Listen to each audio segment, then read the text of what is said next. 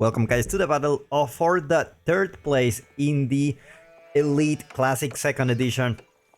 Beasty and Louie are fighting for that third place. Of course, the one who loses will get the 4th place. So it's still a very good performance overall in this tournament. Let's present the player. Of course, Beasty, no introduction needed. He's playing as the Deadly Sultanate here in the color orange, against Louie playing as the Byzantines in the color purple. If you're enjoying these matches, don't forget to give a like, subscribe to that. Less smooth,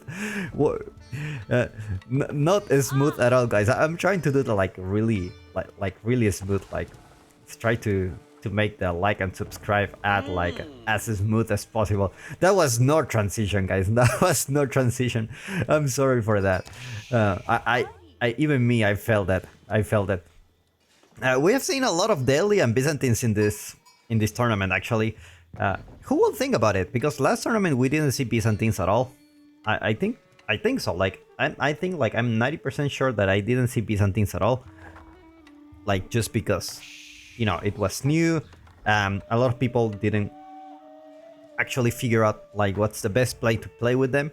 But not that they figure out how to play the Byzantines. They actually realize they are quite good, and we've seen a lot of Byzantines in the tournament. They're quite strong. They're really strong, and I'm happy. I'm happy to see those civilizations. Of course, the Delhi. It's obviously a very solid pick. We have seen the Delhi being picked multiple times during this tournament, so Delhi obviously still a very solid civilization to pick. Mostly because you have, you are very good at feudal age and castle age, and imperial age probably not the best because of all those upgrades that they take time to take in. But most games don't reach the imperial age. I mean, I love the imperial age. I love to see the imperial age games. But to be honest, most games don't really reach that stage. And we see already Beasty will be aging up with the Tower of Victory. Be mostly giving up those attack speed for all those infantry. And most likely we'll just open up with the Cassie Raiders, just to have some map control. And Louis probably will be going for... Actually, we see the Hippodrome here. Things are starting to get a little bit interesting here. Usually you see the Grind Winery, just because you have the berries and you can get that olive oil going on. And it just pays off for the longer the game goes, the longer the benefits of the Grind Winery give you. And the Hippodrome just doesn't seem like a great landmark. Like, Trump looks like a great ability, but it's I don't know. But if you analyze each situation, like in this case, Age of Empires 4 is a game that is very situation dependent. Like, there is not only one way to play it, and that's the best way to play the game. That's the way you're gonna play it, and you're gonna execute it perfectly like a robot, and then you will win most matches. Because there are several factors here going on. And now that I think about it, going to the Hippodrome here actually makes a lot of sense.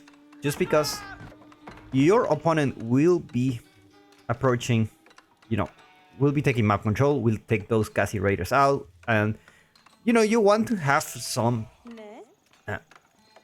some edge when it comes to the fights in the feudal age, and obviously this landmark helps you a lot on doing that.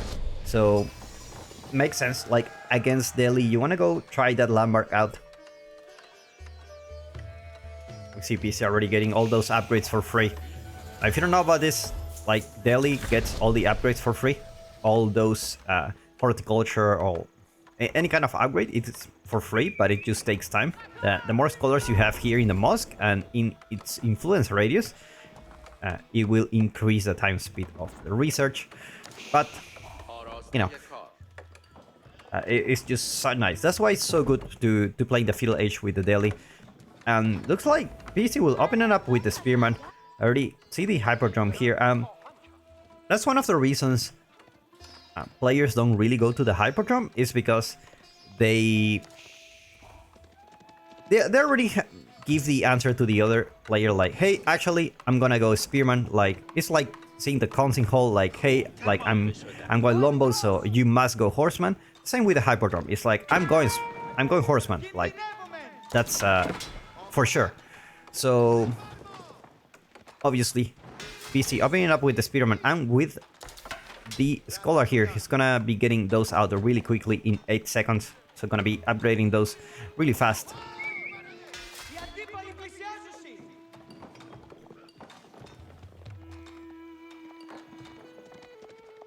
Louis patrolling around the base, sending more units here. It's gonna be more and more Horsemen, and also we're gonna see some Keshiks actually. Looks like he went for the Eastern Mercenary contract, so we're gonna see mostly a calf only ship. And look at Louis sniping those sheep here. One sheep didn't make it home. Press F, guys.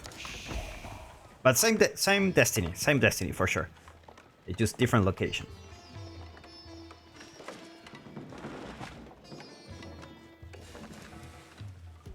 Beasty playing very defensively here. Going for a second town center, actually. Interesting choice. He's going for a second town center, and he's on the berries and the gold. It's actually a very solid position for him.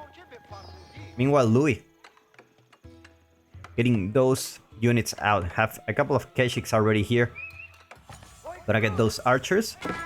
And his composition will be pretty much finished. Beasty most likely will lose a villager here. Looks like Louis will push into the town center and manage to get the first villager kill of the game. While Beasty has enough time to complete this town center without getting any more casualties here. So, interesting take from Beasty. A second town center, it's really something else. Like, usually you will play the daily as very aggressively.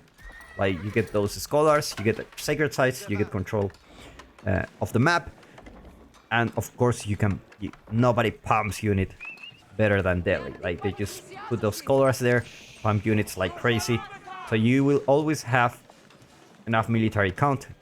If your opponent decides to be aggressive, you have something to work against it, and you can respond really fast. But with a second town center here, you're really playing for the long game. You're really thinking about, like, playing at least in the Castle Age, at least. So, because this town center is gonna pay off in the future, right? It's not gonna pay off now. It's gonna pay off later, and it just makes sense for you to delay your game like this. And we see bot players actually very solid players. When it comes to the late game, bot players have insanely good macro skills. Like, they can see multiple locations where they go attack, and looks like the scout managed to get the hit from the Keshiks. Nice move by Beasty by putting the scout here just in case the Keshiks do the charge. The scout takes the damage. Looks like a double attack coming from here. Villagers already have textiles, so they're gonna be a little bit tankier. He's gonna put an outpost here just in case. Let's take a look at Beast's vision. We have the outpost here. Start walling to the west side of the map. Meanwhile, Louis just continuing pumping units. He already have 22 military population. Let's take a look at the income per minute. We're already 9 minutes into the game, just to see where these players stand. Now remember, the Byzantines he's not going for a second town center, but he does have the cisterns, and this really adds up. Like, every cistern level increase the villager gathering speed, which is great for you. So things are not exactly as equal here, like 38 villagers against 34. I will say they are pretty much like 36 villagers or a little bit more. Just because you have the cistern level to level 2, you can always go higher. It looks like Louis will research siege engineering now. Looks like he has a target here. Like, if you actually take down this town center, probably you win the game. So let's see if that's gonna happen here.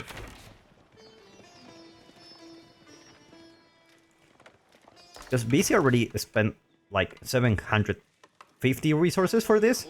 So if you lose this, that's gonna be a huge loss for you. That's gonna be painful.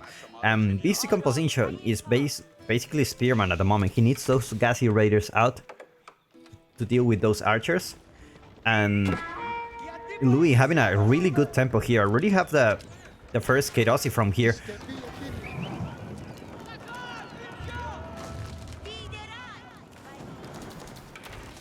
Looks like this outpost will go down immediately.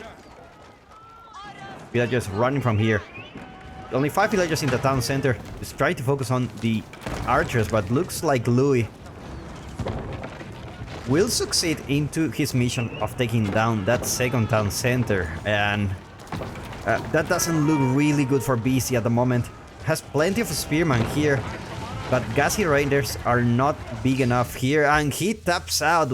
Well played by these two guys. Louis takes the first game of the series in the best of 5, trying to fight for the third